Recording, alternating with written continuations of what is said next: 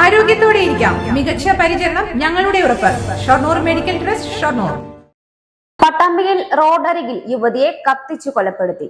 ആലൂർ കാങ്കത്തുപടിയ സ്വദേശി 30 വയസ്സുകാരി പ്രവിയയാണ് മരിച്ചത്. സംഭവത്തിൽ ആലൂർ സ്വദേശി സന്തോഷിനെ തൂങ്ങി മരിച്ച നിലയിൽ കണ്ടെത്തി. ഇരുവരും അടുപ്പത്തിലായിരുന്നെന്ന് പോലീസ് പറഞ്ഞു.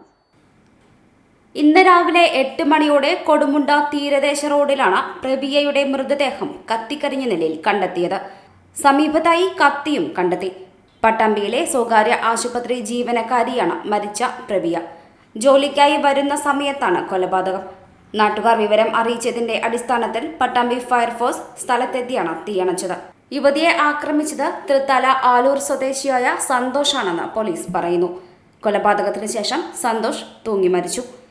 ഇരുവരും തമ്മിൽ അടുപ്പത്തിലായിരുന്നുവെന്നും ഇതിൽ നിന്ന് പ്രവിയ പിന്മാറി മറ്റൊരാളെ വിവാഹം കഴിക്കാൻ തീരുമാനിച്ചതാണ് കൊലപാതകത്തിന് പ്രകോപനമെന്നും പോലീസ് സംശയിക്കുന്നു.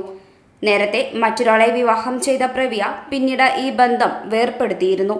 ഇതിനുശേഷമാണ് പ്രവിയ സന്തോഷുമായി അടുപ്പത്തിലായത്. തന്നെ വിവാഹം കഴിക്കണമെന്ന് സന്തോഷ് പ്രവിയയെ നിർബന്ധിച്ചിരുന്നു. എന്നാൽ പ്രവിയ ഇതിന് തയ്യാറാകാതെ ബന്ധത്തിൽ നിന്ന് പിന്മാറുകയായിരുന്നു. തുടർന്നാണ് മറ്റൊരാളുമായി വിവാഹം നിശ്ചയിച്ചത്. ഈ മാസം 21-ന് പ്രവിയയുടെ വിവാഹം നിശ്ചയിച്ചിരുന്നു. ഇതിലെ പ്രകോപനമാണ് കൊലപാതകത്തിന് കാരണമെന്നാണ് പോലീസ് പറയുന്നത്. കൊല്ലപ്പെട്ടയാളെ തിരിച്ചറിഞ്ഞതിന് പിന്നാലെ നടത്തിയ അന്വേഷണത്തിലാണ് അക്രമി സന്തോഷാണെന്ന് മനസ്സിലായത്.